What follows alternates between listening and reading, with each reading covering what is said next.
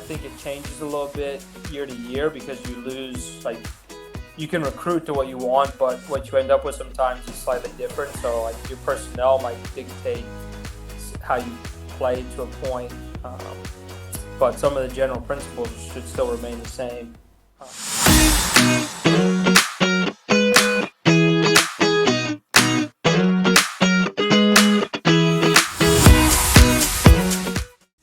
Good afternoon and welcome to the Reflective Coach Podcast with Coach Luca. In this episode I welcome American Coach Gabe Kleinert. Within this episode we talk about working within the US soccer system, how this differentiates right throughout the States, hidden talent, trying to expand the reach out to those different talent, how the game is going to grow and the differences between the US and UK, some great practice, connection with players, ways of working with these different players, the human element, and not forgetting the different groups that we work with. Me and Gabe spoke about a lot, and it was great to have this comparison between what works in the UK and what works in the US and how a typical week looks for him. It was great to talk about the differences in terms of roles and how this may look and how this may complement our personalities and how this may change from being an assistant coach to a lead coach and what the expectations and accountability may be with this. We also talk about a coaching journey and what the objectives and goals are and how we're going to get there, or how Gabe might go about achieving this.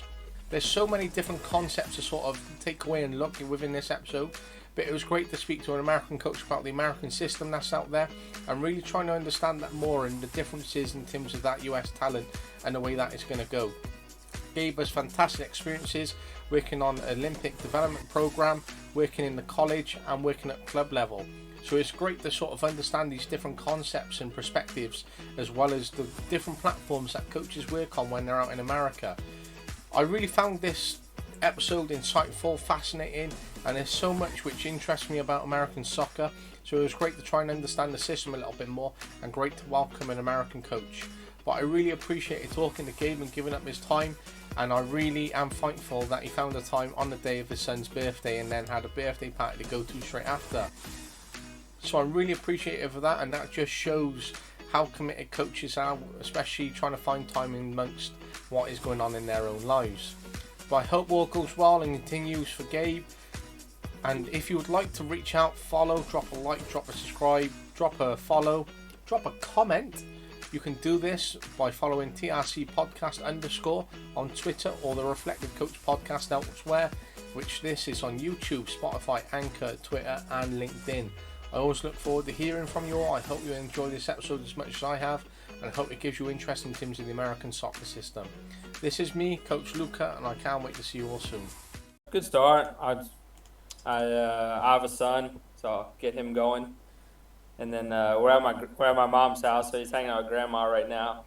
And then it was just his birthday, so we're having a little birthday party for him later. And got a little workout in. That's important for my day. And yeah, now I'm here.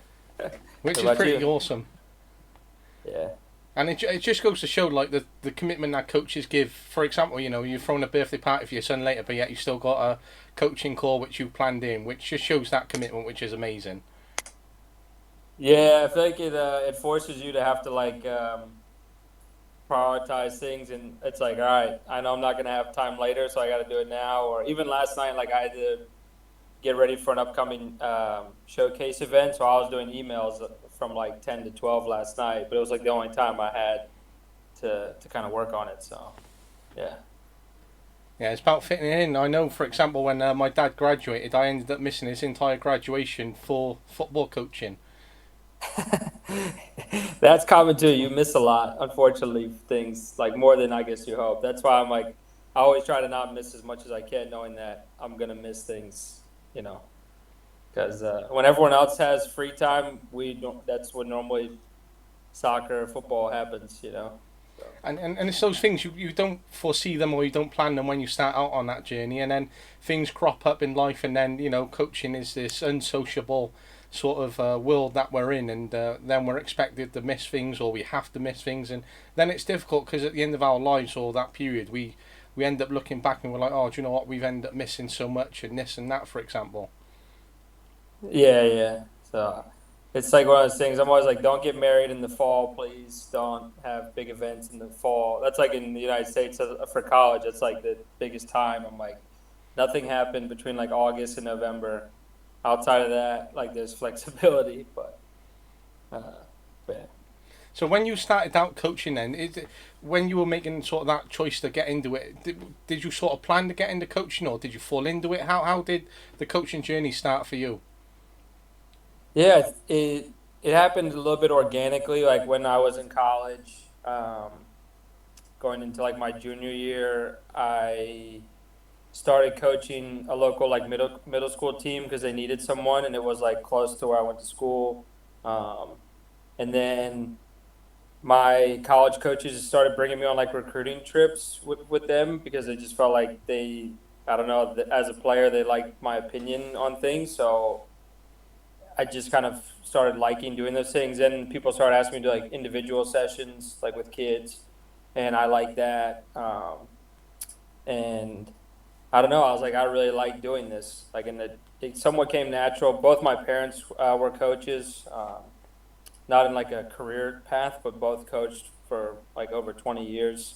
They did not coach soccer, but so I was just always around it as well. Like when I think back on how I got here, like I was always around it. Like I was always at basketball games, lacrosse games, field hockey games. Like I was always like they brought me with, so I was like always around it.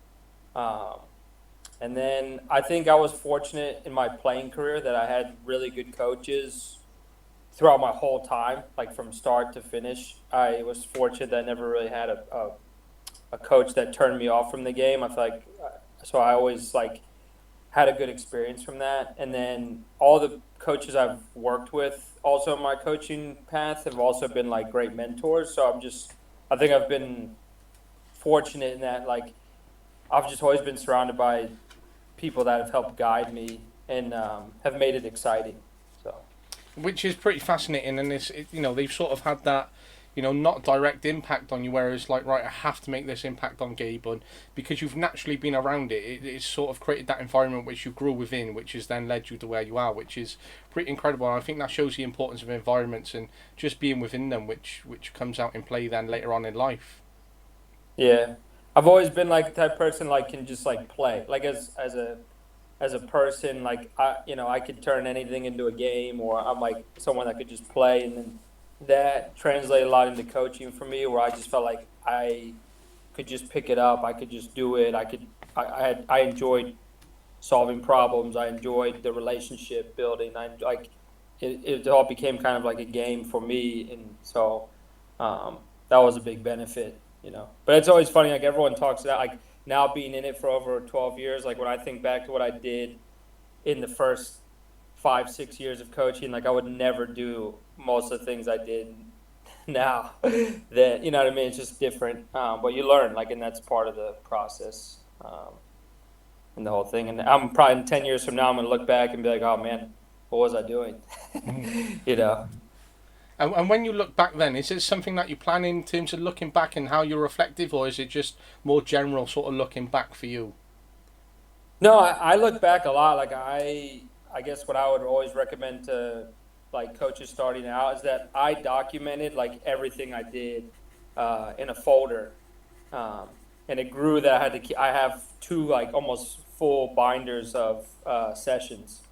So it was a mix of I ran a lot of sessions early on. I still do now, but like that made a big difference in my career. But I also document everything. So like even today, sometimes I'll look back and be like, I know what I want to do, and I'm like, what did I do? You know, 8 years ago. I know, I know maybe I did something, but I couldn't remember exactly what it was. But I have like references of like, okay, I did this. I'm like, oh, I'll just tweak this. Like I sort of liked what I did, but now I'll do it differently.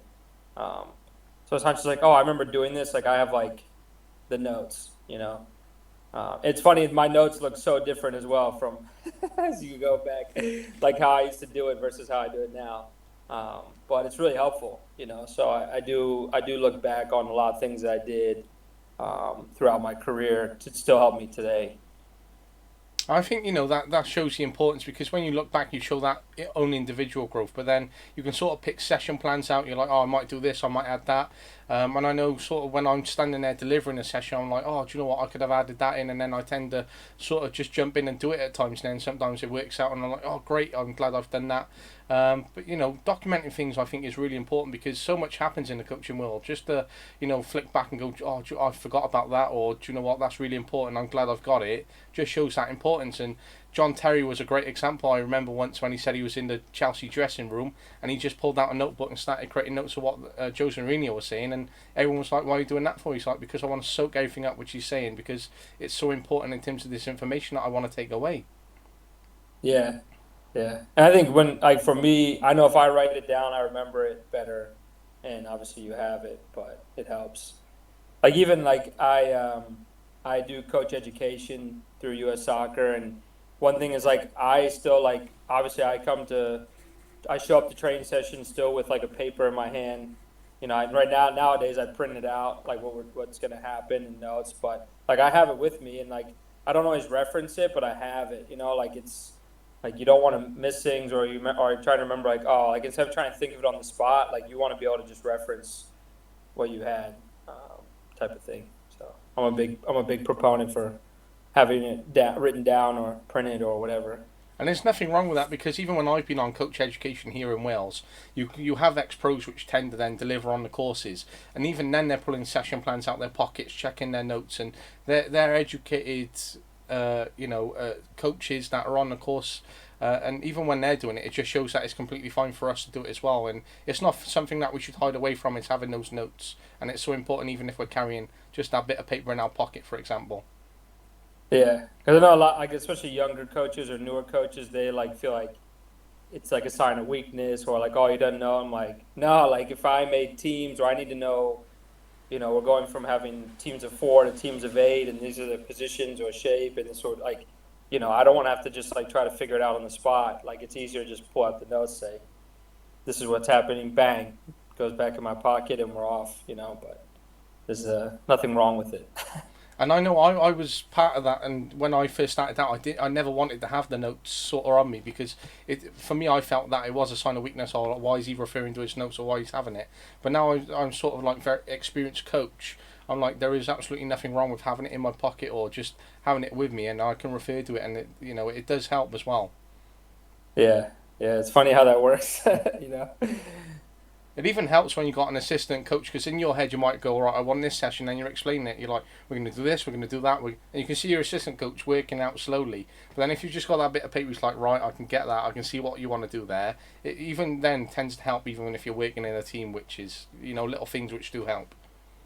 Yeah, that's even right. At the club I work at right now, um, when I've been running sessions, like I send it to the coaches that'll be at the session ahead of time, and then I'll have a printed out copy, and then I'll like before it starts, like I go over it with them so they know what's going on, and they obviously appreciate it. So I don't have to be like, hey, go do this, and then they're trying to figure out what that means, or even looking at it on the spot sometimes is difficult. Like, so I've been really pushing for like collaboration among staff, so that we're all on the same page. So that way, the session goes like smooth as it can.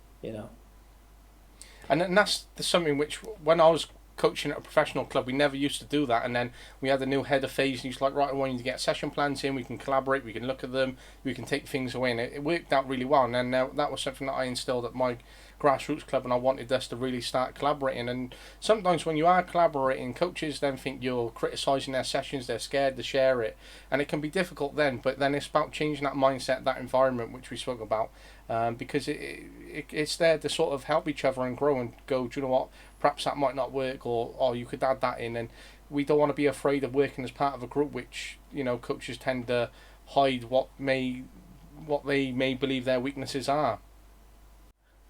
But yeah, as you loaded back in now, I love the Chelsea shirt that you're wearing in your profile picture, by the way. Oh yeah, that's it. I think I really started getting into like supporting the team like 2003, and I liked the Chelsea team. Then 2004, I think won the league. They were exciting to watch, and um, they came. They were like the. I grew up in the suburb of Philadelphia, and the first time that European teams came to the States, they hosted it in Philly, and Chelsea was one of the teams there. And so I just was always like, that was like the team I just felt like attached to. So I've been supportive for them since about that time. So, but yeah, which is a great I'm shout in not the happy with team. the result the other day, but we'll see what happens coming up here. It is interesting when you sort of see that landscape of manager take over and what he wants to try and instill and how he's going to change the team, and whether there's arguments or whether he's inexperienced to take it on or can't work with the world class players. It's an interesting landscape to sort of look at from the outset. Yeah. Oh yeah. Especially he's had to deal with injuries as well. Like that's like been another thing, and then dealing with the World Cup. Um, it's you have players in and out. You have key players that have been injured. Now you're trying to buy players. Now the transfer window's open. It's like there's a lot that goes into it besides like the day of like preparation in the game. So it's not an easy job. Not at all, not at all, and it's difficult, and especially when you're in a position where then you're under constant criticism, where the new owners are taking over, and then you're under that pressure because of the amount of money they've invested. Then it's how much time are they actually going to give him, or are they going to give him a year to sort of settle, or it's a lot of variations in that to sort of consider, and it's a tough job to go into anyway, Chelsea. But I think at this moment in time, it's certainly one that's up in the air until people figure out what the new owner wants, for example. Yeah, and I mean, I'm in the Thomas Tuchel camp of like I don't know why they ever got rid of him. Like I think that also hurts the new manager where people were so affectionate for the previous one, and he's obviously highly regarded. So I think there's it's there's more criticism if you're the new manager and you're not getting the results, especially in this situation.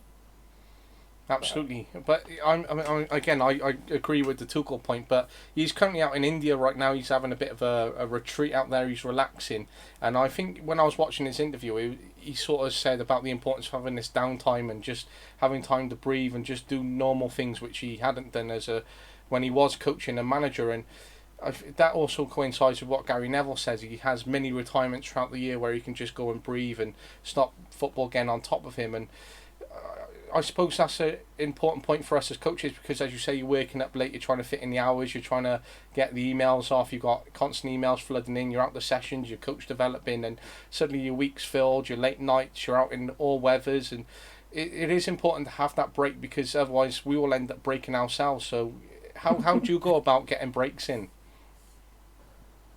Yeah, it's something that everything I've probably learned from other coaches that have gone through it is like you have to take care of yourself and you have to put like your family and like your close friends like they have to be important and you have to make time for them.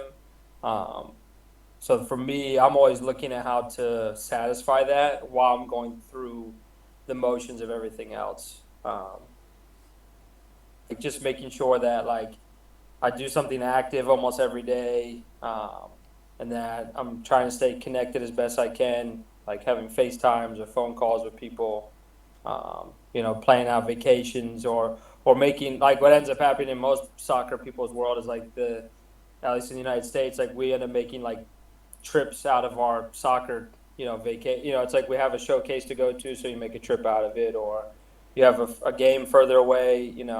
Um, for example, this past fall, like I went to go on a recruiting trip, but I went a little bit out of my way to go stay with my sister, and went that way. So I'm like, I try to maximize all those times I can, um, because there is a lot of demands. I've also learned to say no.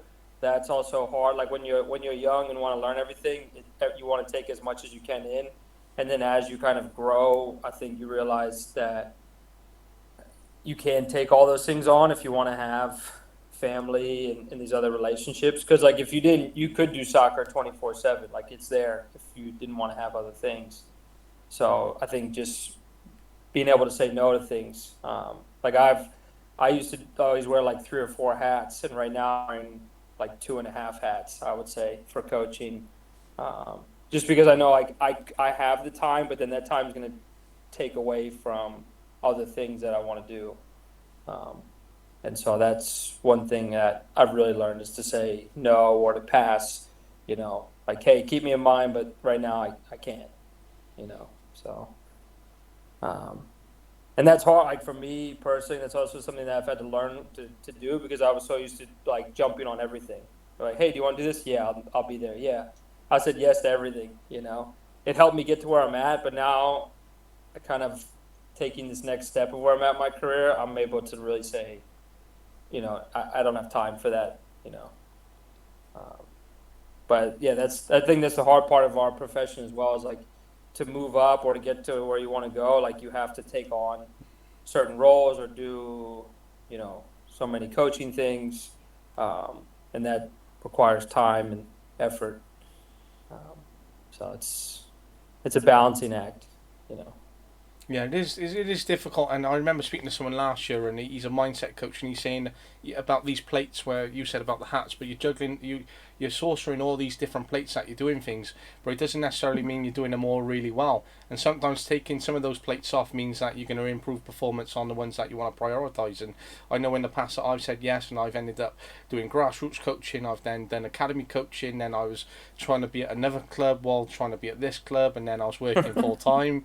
I was in uni, so I'm like I had 5 or 6 things on there. I'm like, right, I need to fit this in. I need to fit that. Whereas sometimes I'm like, right, do I really need to be doing this any longer? Because I've been doing it so long. Yes, okay, I've got commitments. Yes, okay, other people rely on me. But at the end of the day, I've got to look at myself, what I need to prioritise. Because in 5 years, when they're at the point where they want to be and are at, I'm not going to be at the point where I should or could be, for example, because I've been spinning so many plates. Yeah, yeah. And I think people will say like the money situation is also one of the reasons why people end up having to do multiple things. Where like in my role, I'm an assistant coach at college, so like most people in my position do like end up having some sort of club role to also supplement, or I don't know, they'll have something else on top of it typically. Um, Whereas sometimes like the head coach, they can pick up those things, but it's not as common. Just because of the time, they don't have the time to commit to other things. But that came into play in my younger career. I was like, I need if I'm trying to make this a living, like I've got to do 3 or 4 different things to make it worth it. Um, so that's a factor, at least in the States. I don't know what it's like elsewhere, but most people in the States, they either are coaching a lot of teams in one club or they're doing 3 or 4 different roles across different platforms to make it work. Yeah, and it's sort of similar here. For example, I'm from Wales, so we don't have a diverse program as such as what they have in England. So in England, they have a lot of local league boards which are full time. So you end up getting a lot of full time jobs right across England. So there's a lot more jobs out there, and then there's a lot more clubs, and they got a lot more. Opportunities out there, whereas here in Wales, and I know it's similar in Scotland and Ireland, it's quite saturated. It's not as diverse for jobs. It's very limited, and then coaches are travelling back and forth to England to get their hours. They're balancing many jobs to try and get those hours in. They're trying to get into education so then they can try and coach alongside it. So then try and get back around it. It's a difficult one, and then when you look at coaching itself, we're there to coach people that we're with, the individuals. We're trying to get the best out of them, increase performance, increase their intelligence, knowledge, everything else. But at the end of the day, when it comes down to it, we're trying to progress them. Sometimes, even though there's plenty of opportunities for us to learn along the way and self-reflect, it can be difficult because we're not exactly progressing ourselves at every opportunity as well, because we might find ourselves in 2 or 3 years where we haven't progressed where we want to be or need to be, and where the whole point of coaching and being in this world is progression, and it doesn't always happen for ourselves on the other side of it, for example. Yeah, it's interesting to hear you say that about where you're at. Just because people talk about, like in the States, obviously, like a large place, and there's different markets. Like the Dallas, Texas market, for example, is massive, or the Southern California, like the anywhere in that, even Northern California, those markets are bigger.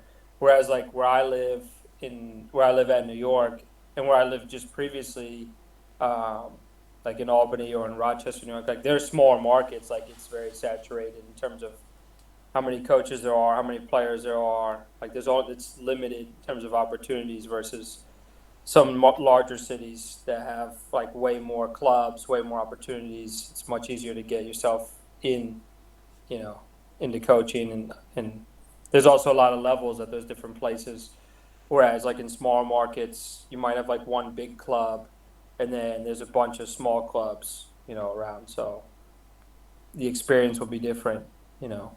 Or if you're trying to move up from one club to another, it's hard because there might only be one, So it is interesting how it's spread out, and how it's done differently. Even like where I grew up, um, like I grew up in southeastern Pennsylvania, which is a suburb in Philadelphia, and then I've also lived in Pittsburgh, and the state organizations there.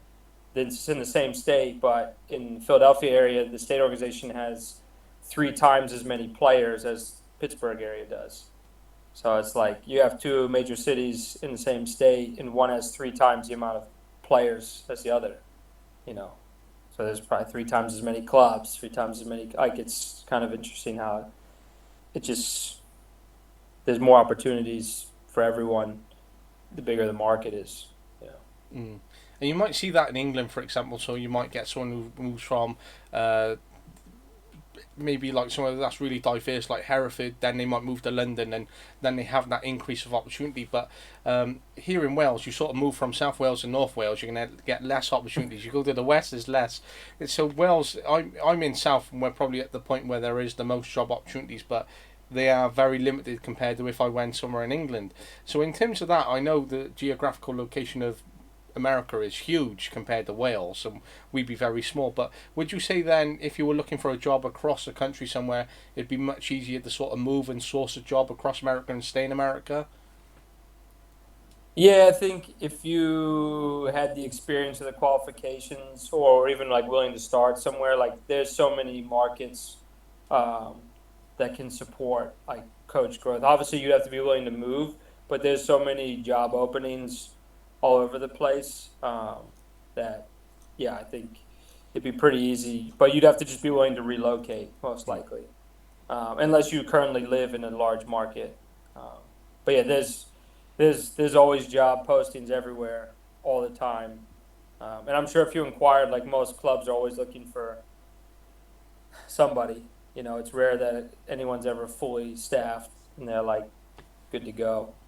Um, but yeah, I think there's a plethora of opportunities, but the relocation piece is a big one. I think if you couldn't find one where you currently live, or you wanted to like expand, like maybe where you live, the level isn't where it's at, or they don't have the mentors or the coaching level to help someone grow, so they might want to look elsewhere.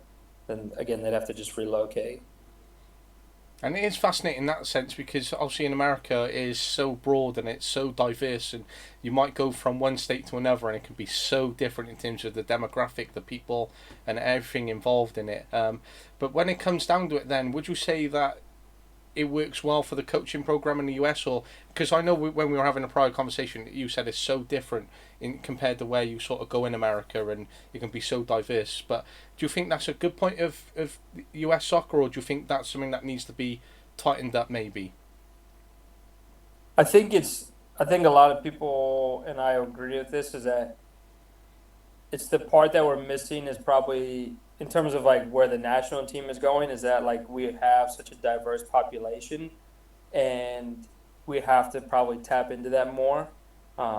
And there are so many markets. Like, I mean, I forget what the numbers are, but I mean, like, just like the Los Angeles County alone, like in Southern California, like the size of that is like equivalent to like all these other countries, like total in terms of like play. Like you could have a national team just from that county alone. But then it's like, okay, so what, like, we have all these pockets of places all across the country. Like, I'm not sure that we're tapping into those as best as we can, but it does require a lot of people.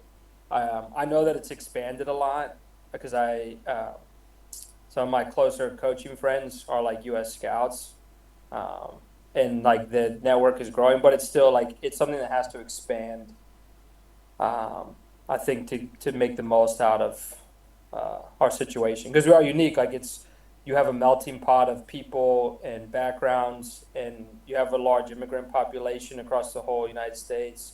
technically we're all immigrants, but you know what I mean. Like people coming from places where soccer is like the biggest sport, and there's pockets of it everywhere. Even in Albany, like I play pickup like twice a week sometimes at the college, and there's every nationality represented. Like you wouldn't think that, like just being Albany, but it's and like there'll be like 60 people at the field, and that exists everywhere I've been. There's this large like underground population that sometimes gets missed.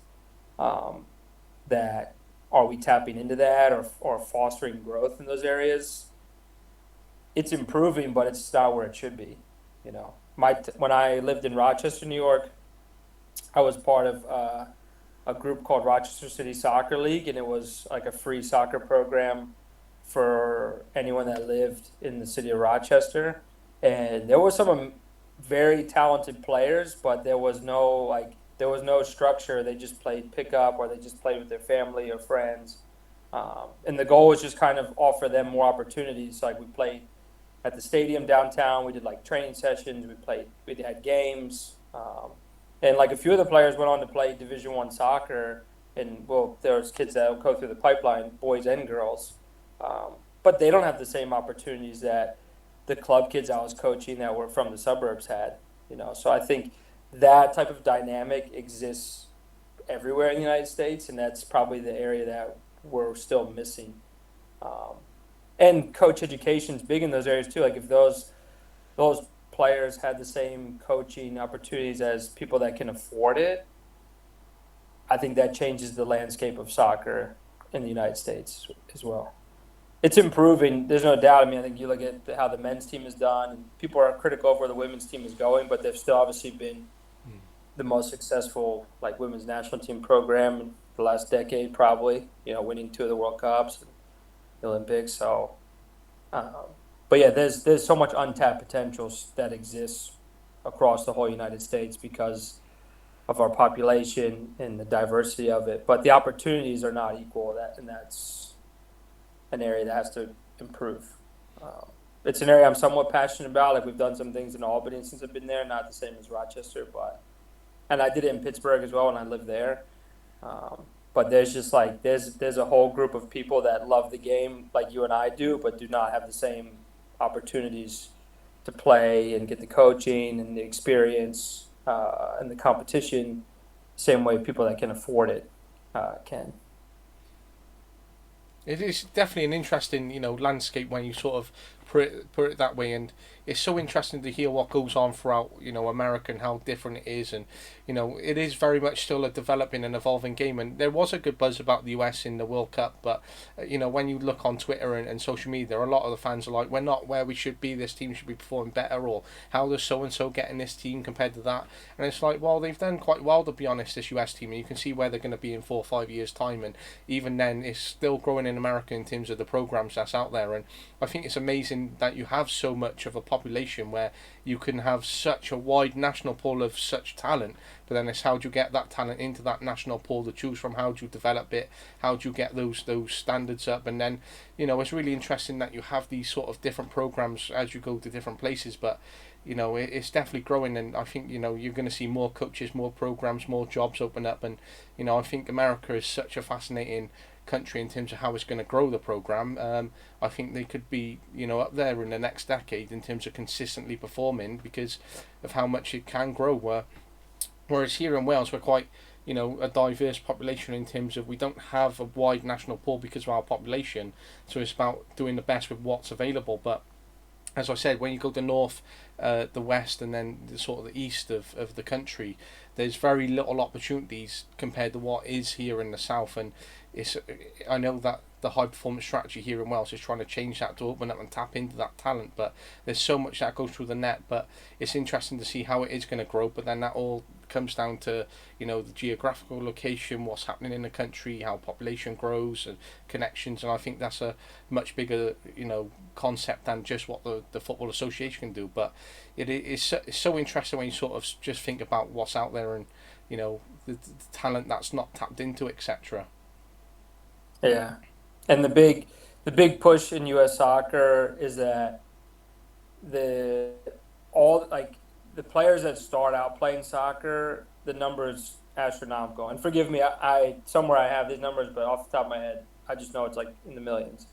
And then obviously between like 11 and 14, that number basically gets cut in half, and that's that they know that for a fact. And so the big push has been like what's happening at the grassroots level and the youth level, um, and why kids are leaving, and then trying to promote better coach education, and that's been like the big push. It's like, and it's true. Like kids want to have fun, they want to be with their friends, they want to be challenged, and so if the environment that young players are in doesn't foster that, they're leaving for other sports. And obviously in America, like there's other big sports that are really popular. So if you can't keep a kid involved and they're having a good time, they're gonna get out of it. So I think a lot of that does fall back on coaches and coaching because um, you see across the world, like people love the game, kids love it. It becomes like a lifelong sport for many people. Um, but in the U.S., there's some archaic things that are done um, from coaches that handle like young players that doesn't foster those things, and it gives them a negative experience, and then they leave. So there's also, who knows the amount of people that could potentially be the next superstar we lose at 12, 13 years old to lacrosse or basketball or hockey. I don't know, but um, because they didn't have a good experience and they didn't have fun when they were at a key age, and in America, like around like 13, 14, things become not specialized, but there's more time commitment in sport once they're like through middle school going into high school. And so a lot of them, you just don't have time to juggle multiple sports. So if they're not having fun playing soccer and it's not their number one, they'll drop it. And I do think like we're probably missing the mark on players in that demographic as well that could end up having, you know, an amazing career somewhere, whether it's in college or professionally, but they're dropping out and picking up another sport because they had a poor experience at a younger age. Of course, and it's how we improve those experiences and their opportunities at a young age, which is so important. But it's amazing that you say, in America, also you do have, hockey, you got American football, then you got baseball, then you got soccer as well. So there's so many different sports and basketball where you have all these opportunities because they're nationally recognised and they're so big. And when you look at it from the outside, like me, obviously you got the high school sports, which is amazing. So when it comes to facilities and things, is the US well versed in that? Does it have plenty of those, or is it needs to continue to develop? Well, I can tell you, like, no matter where you go, there's most likely a basketball court somewhere, anywhere you can find one. If there's a park or a playground, there's usually a basketball court. And that's why basketball is so big here. Even I love basketball. Like it's like you grow up, it's everywhere. Hockey is an expensive sport. Like if you want to play on ice, um, so it's kind of it's a big sport, but it's also an expensive sport because of what the cost that goes into it. Um, and then baseball, there's also like baseball is very similar to basketball. Like where there's normally a basketball court, there's probably a baseball diamond somewhere. Again, they're also easy to have. Like most parks and places have them. Soccer's been growing. Like I will say that there's a ton of field now. Like every high school has a field. So in every town, there's probably at least one, if not multiple fields. A lot of them have turf fields, which obviously for year-round use. And then that's where like lacrosse comes into play a lot for those type of things, or field hockey for girls, depending on what part of the country you live in, is big. But um, it's easier to have like basketball, for example, like doesn't require like you just need a ball and a hoop, and soccer should be that simple, but we've monetized it, you know. Um, and you need you need the space. I guess like a basketball court you can put anywhere.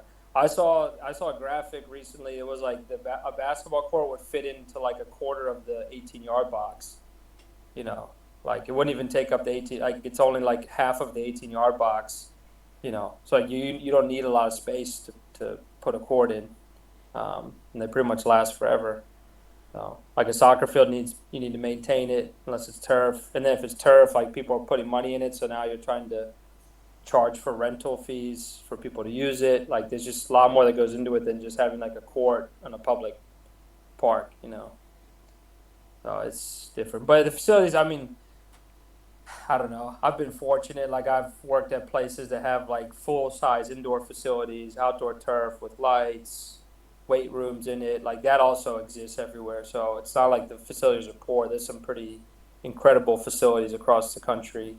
I just went to an event in Arizona, and this outdoor facility had like 24 turf fields with lights and big screens, and there was a massive indoor like space inside. I mean, this place was incredible, and those exist across the country as well. So I don't know. I don't think that we lack in facilities, but I think we just lack in opportunities for those who uses them. Absolutely, and it's great that you do have so many facilities, because if you had someone new who came in at the top and said, right, we're going to do this within a year, we're going to roll out a new program across the nation, at least then you've got the facilities to do it, and then it's about how you invest in that to create those opportunities. Whereas our CEO here in Wales, he's been in post for a year and a half now. He's come from UEFA, and he's tried to roll out this new program, but he's gone, there's no facilities.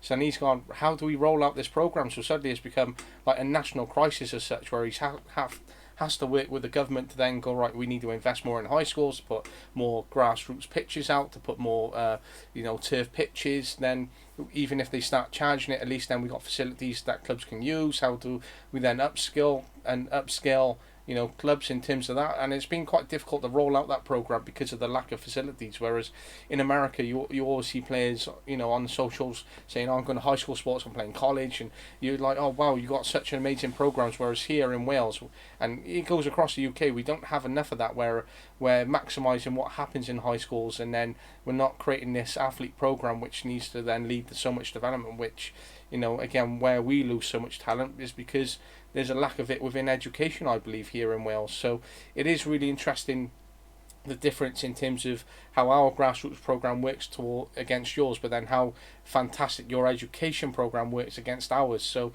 I think, if we had to follow a model, if I was put in charge, and I'd go, right, let's do what America's doing in terms of their high school programs and college, because there's so much that happens out there where, we have so much success in terms of developing players, and you can see that in terms of how England continuously perform, and how they're going forward. They're sort of like the benchmark here in the UK of where every other country needs to follow. But, if we rolled out what you do in America in terms of high school and college, I think we'd have such a wide plethora of talent available to us, which would be unreal. Yeah, it's interesting too between boys and girls, men and women, how it's different. Like for example, like I coach women and I also coach girls, and like the college system for women is kind of like the pathway to pro. At least it has been. I do think it's slightly changing now because there's more opportunities for women to play professionally, whereas before, like there wasn't. But like college is that. Whereas like in the men's side, the college program is kind of like most of them. It's like guys that haven't gone pro overseas or haven't gone pro already, and it's opportunity for them to continue growing, or it's for like players from abroad that maybe didn't make it there that want to maybe have an opportunity to experience America and just have an experience here playing. So from my standpoint, it's just interesting to see how different the pathways are for both, because it's just they're treated a little bit differently. But it's also because of the end game is different. Like for men, there's so many professional opportunities worldwide, whereas for women, it's obviously growing a lot, which is great. But compared to the men, it's just significantly less. So, like you said, women's college soccer here in America is like very popular, even for like international players, like looking to grow their game or to play against some of the best players in the world, let alone our country. They're looking at like playing college soccer, whereas in the men's game, it's kind of like second tier to guys that want to are currently able to go pro. You know, it's just interesting, kind of the breakdown, because I don't know if that exists other places or why, or that's where I think other countries might jump us, is that they already have professional teams like for women. Like in England, for example, like uh, they have more access to go play in a professional environment, whereas in America, it's still growing. Like I've worked with players that have like been at a young age, and I know of players like at 16, 17 that have at least trained with like a NWSL team, or they're in the roster, or they're getting like scrimmages in, but they're few and far between, um, compared to what maybe exists in other countries where there's more opportunities. Of course, and it's that interesting landscape because I know I got two friends, and when they were 16, they were looking at the end of their scholarships here and what their plan was. So one went to America and played in America for a bit, and then one went and played in Canada. And the one who went out to America only came back a few months ago, and the one who went to Canada has been back a few years now. But they sort of look out towards America and Canada for those opportunities, whereas then sometimes, as you say, you're attracting that talent to come into America because of how amazing the opportunities are. But then when I spoke to a lot of female athletes, it seems to be consistent. You have this amazing college and a high school program which is fantastic. You're creating so many opportunities, but then so many of them are dropping off sort of this rolling turner, where there's not enough in terms of professional game for them, and they have to then go abroad, and they sort of it loses that value towards these amazing programs that exist in America, and it's a shame for them really. And but it's amazing that it is growing, that it is changing, and there are more pro opportunities because they're sort of going through this amazing program and then sort of going into a huge net of wasted talent as such, or having to go abroad to try and find something else, whereas America is sort of the place for them to be, and as people say, the land of opportunity, and you want that to exist for them. Yeah, yeah, it's growing. I mean, from when I started coaching till today, it has grown immensely, um, and there's been a lot of strides, but it has a long way to go. Um, and it starts at the top. Like I think that's kind of the thing. Like, is it the chicken or the egg? Like, you can look at coach education, you can look at opportunities, but then it's like, but then where's the end game? Like, if where the professional opportunities are, is there an open system where at the top it's helping like grow the bottom? Right now, a lot of everything's like grow the bottom and it'll help to the top, but I'm I'm of the belief that like if there was a system in place, then that would trickle down and help everything else grow versus trying to grow it from the bottom up. But I can also understand like people are frustrated or people want things to happen now. So if you want things to happen in the now, then maybe we have to work at the bottom. So it's kind of interesting in my career path because I've always worked in both. Um, like even right now, I currently work in the youth academy at a club. So I'm working with 9 to 12-year-olds, and then I'm coaching college players who are like 18 to like 23 years old. Um, and so it's just really the dynamic is so different. But I've always kind of been involved in both, and kind of seen the pathway, at least from what that looks like on a normal basis of like a youth player all the way to a college player, and how that works. But there's just such a lack of opportunity beyond college. Um, Although, like I said, it's grown a lot, but there's still a long way to go. Of course, and it's interesting when you sort of say that you're working, with where you have worked with kids, where you've worked with, adults, youth players, and you've got that wide range of experience, and you're able to work with, male and female. Is there a preference in terms of what you enjoy the most, or do you like having that balance?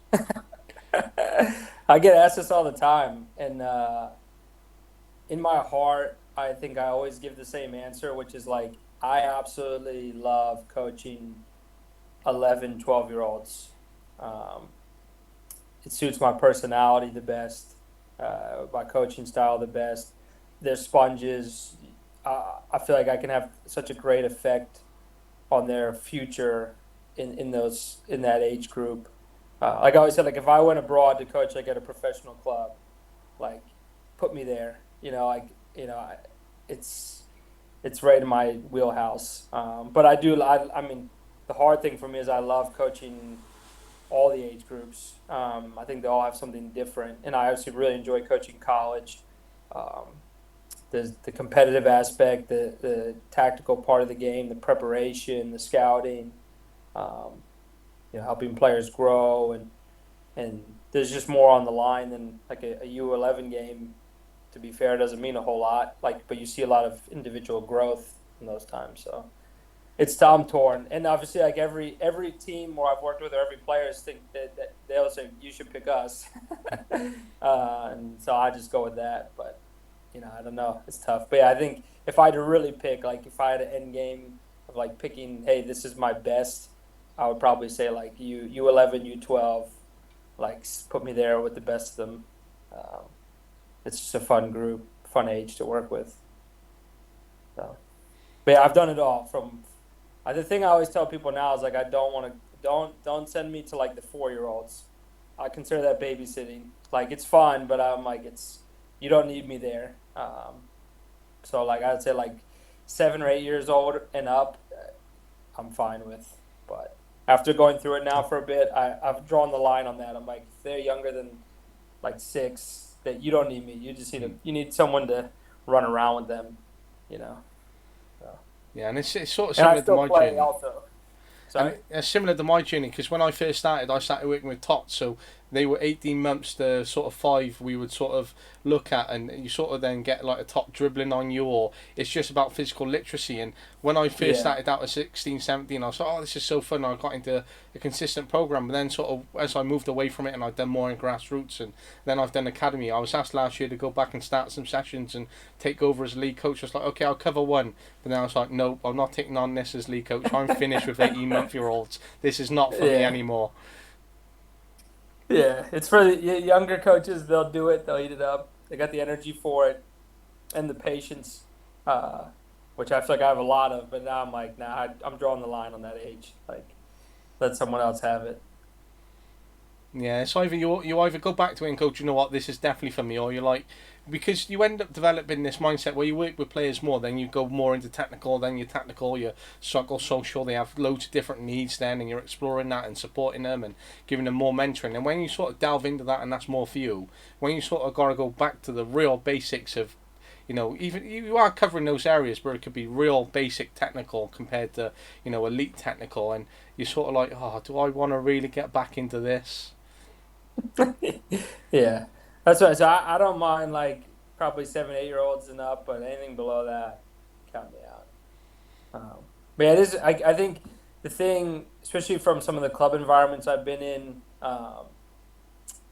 like I am kind of the belief of like it's better to have a coach that works in an age group over time than having coaches like follow teams, because you get to really see what a good 12-year-old looks like, or what a team should be able to do to a certain extent, or and what it looks like, what it should look like at 16, what it should look like at 18, what it should look like when they're 20, like, and obviously every player is different, every team is different, but there's a general base of like what they should know, what they should be aware of, what they can execute. Um, and that's been interesting. Like I've been in different places where like in my first coaching for club, I followed a team from U12 all the way through. I think U13 to U18. Um, but then I've been in a club environment where I just coached in one age group, and like I had a group, and then the next year I got a new team, and I just coached in that age group, and I kind of like that, to be honest, because like it made me understand what their needs were, and I could meet. It was easier to figure out what the group needed, um, along with like how the club expected the teams to play and perform. Which I think there's a lot of growth for coaches when they work in that versus being with a team for like 4 or 5 years. That's also, I don't know if that exists other places, but I think in America that's like common for like a coach to stay with a team for like probably more than 3 years. And I think it's good because you get to know the players, but you lose sight of where they stand sometimes amongst other kids their age. Whereas coaches at work, and like even a lot of times now, like you pair like an age group or like a phase, like it could be like a U13 to U15, call it whatever phase, and the U16 to U18 phase. But if you work in those phases, you see what that growth and development relative to other kids their age looks like over a period of time. I think that's an interesting piece for me in how things are done in America, and maybe I don't know what best practices there are for coaches to grow. Is it that you follow a team, or is it that you work in certain age groups? Do you work in all age groups? I don't know, but that's like for me, it's just something I think about a lot. And it's sort of similar to me. So I've worked across all the age groups, but I've done this between grassroots and professional club level. And at grassroots, I was with my team for 6 years, and I've only been away from them now 6 months. But I was at a point where I was like, you need someone else now to take you forward. You need someone with fresh mind, someone who's going to give you fresh ideas. And I need to step away. And I'm now coaching under 19s in terms of grassroots. But for me, it's been a great growth for me because I've been able to step away and go, right, I'm experiencing this at another age that I've never done before. How can I learn from them, and what can I do at this level? But it was such a difficult period to sort of step away. But I was quite lucky where when I was a professional, I was working with other age groups similar to what I was working at or coaching at my grassroots. So I was able to make that comparison and be like, right, you need to get where these current players are, and I was able then to upskill them. But it became a point where after 6 years I was like, it's definitely time where you need to sort of step away from each other now, and we need to sort of have that breather because it's great that they're so lucky to have coaches in the game where they can stay with them from 4 to 16 to make sure that there's definitely a team to take through and there's that consistency. But after a while, you end up losing so much talent, and or players become bored because it just becomes the same old routine year in year out. And I think you definitely need to understand when sometimes it's best to step away and allow someone else to maybe take the reins to reignite that environment and that team energy, for example. Yeah, having a different voice helps.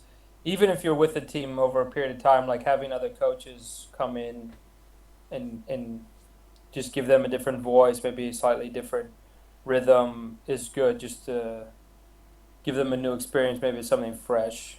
The other thing that I really learned in my time in Rochester with the club I worked at there, that I think I'm like, man, like if a club isn't working and operating in that way, the way we did things there, then they're not maximizing. Like if the club doesn't have a game model, if a club doesn't have common language that's used across all age groups, if there isn't an identity or a style of play that's implemented, that's understood by coaches and then implemented to the players and they understand it, it's like, I don't know. Because what I've been in environments in my time and what I see everywhere is like in America, it's pretty much like at clubs, it's like everyone's in a silo. Like you have your team and you do things your way, and then someone else has a different team and they do things their way. And like they're all coaching in the same club, but they're not all doing different things. And there's not a unified thought. And I think it's tough because coaches fight that because they feel like they can't express themselves or they don't agree with the style or what should be done. And they kind of miss the boat on the fact that there has to be some sort of general structure that is identifiable for the club. Like when teams play Club X, they know that this is like what they can do, and obviously maybe the system you use is different and how you use some of the players is different, but the principles remain the same.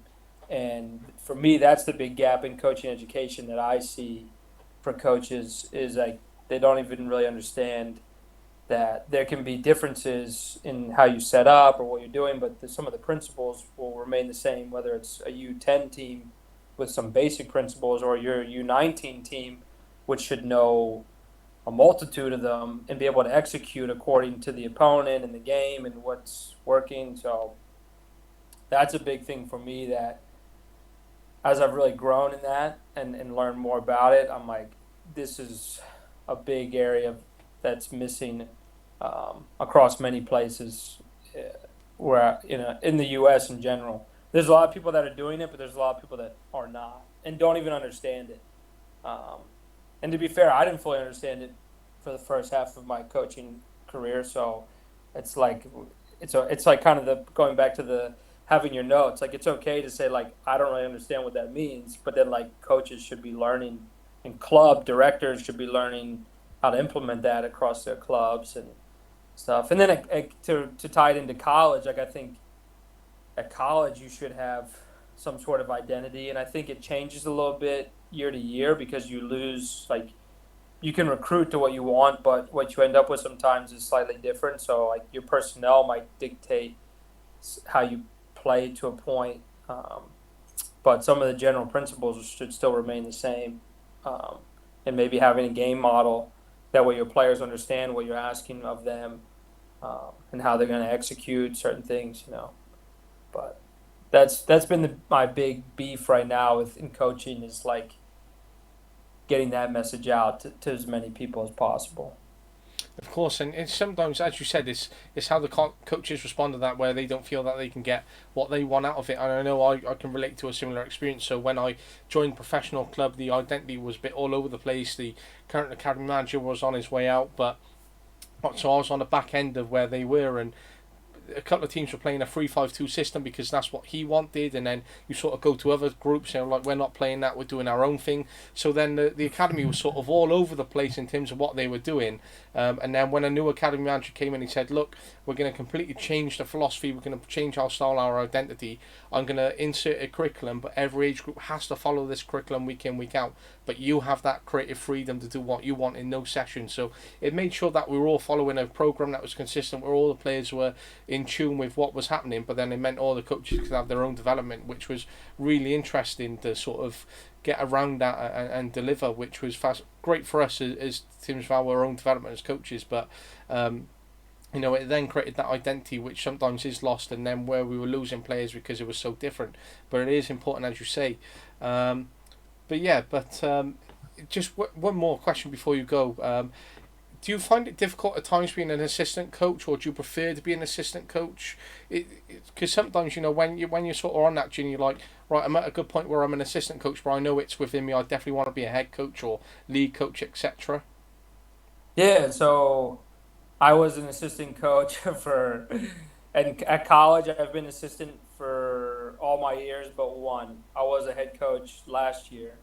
Um, and I think it was really good for me to be in that role because it allowed me to see that I can do it. It wasn't a high level program. I was fortunate that we had a winning season and did some great things. And so it gave me the confidence. I think for me, I was at a Division III school, which it was a top ranked Division III school, but now I had an opportunity to then move to a Division I program, um, where being an assistant under a new head coach that I'm excited to be working with. But I'm not ready to be a Division I head coach, for example. I don't think like there were like especially because there's different rules, there's different nuances, so having to learn that. I've always been like a head coach at club level, and so I've had opportunities to lead teams in that way, and obviously the experience I just had as being a head coach of a college program was a great learning experience for me, and I think helped show that I'm ready to take on the reins of a program like that. Um, but I felt like where I'm at right now was a step up from where I was just at. So there's perks to being an assistant, of course. Like I don't have the same responsibilities as the head coach in some aspects, and I think I've always been like a good team player. So I've always been super supportive of the person I work with or the people I work with. My relationship with the players is like can be a little bit different, where I can kind of be the go-to person for them and just be an extension of the staff for them. And so I've always enjoyed that aspect.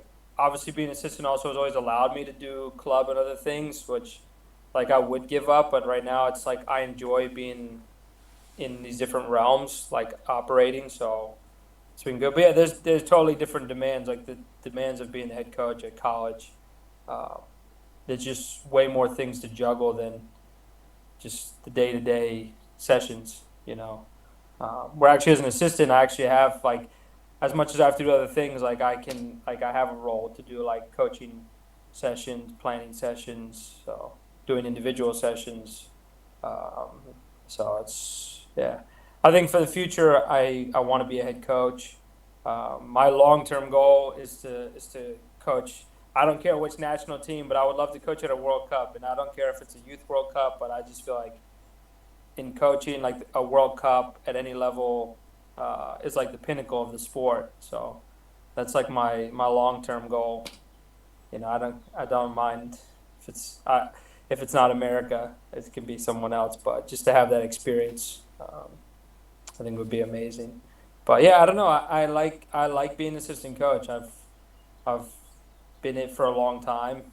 Um, it's I like the role. Um, but yeah, I think I hope to be a head coach sometime in the future. Um, but yeah, there's different demands, I would say, to put it simply.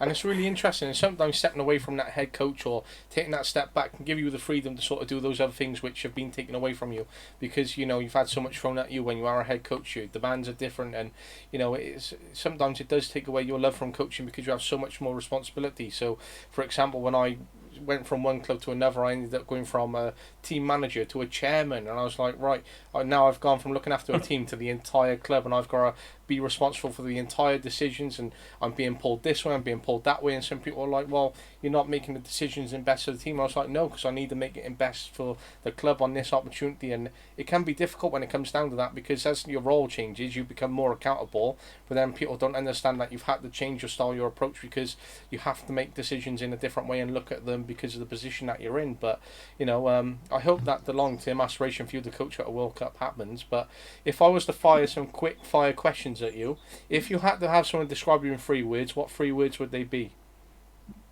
Um, Goofy, knowledgeable, approachable. Fab, 3 great words, especially for when working with youth players. Who is or was your role model? Oh man, uh, easy answer. Both my parents, my mom and dad, were great role models. Love that, love that. If you could spend a day with any coach or manager, who would it be and why? Um, Jose Mourinho, I think he is extremely emotionally intelligent, and I would just love to see like how he operates. Watching the Amazon Prime documentary where he was with Spurs, like he's like his relationship with players and how he handles things. I think people are obviously very critical of him, but he has been wildly successful pretty much everywhere he's been. And he's got a little bit of sarcasm to him. Like I like that, and just the way he carries himself. So I would love to spend a day with Jose. Top tier answer. I agree with that answer. That would be mine. If you could coach in any country, where would it be?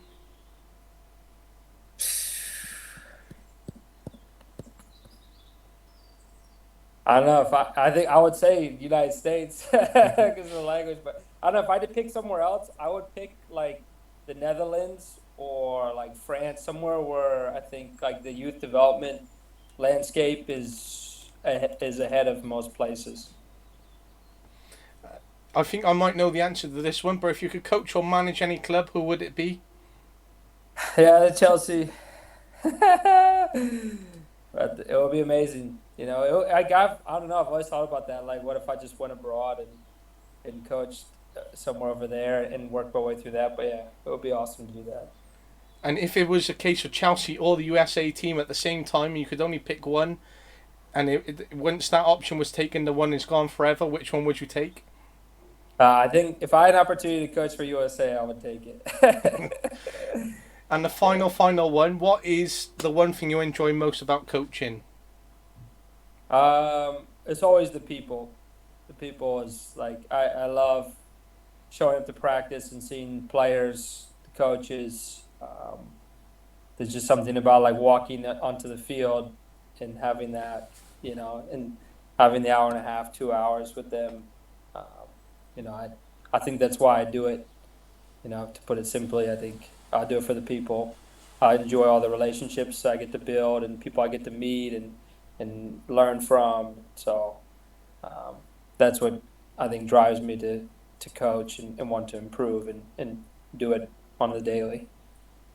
Amazing. Well, I've enjoyed every minute speaking to you, and I know there's been so much in there which I've taken away, and I felt that I could have sat there and continued to speak to you for many hours, but I've really enjoyed that hour, and I appreciate you coming on, and I hope that you have a great birthday party to chill out with later, and your son has a great time, but I'm really appreciative of your time, and I'm so glad that you were able to come on, so thank you, Gabe.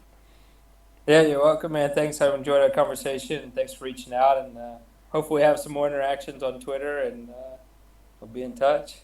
No, definitely, and hopefully we can do this again.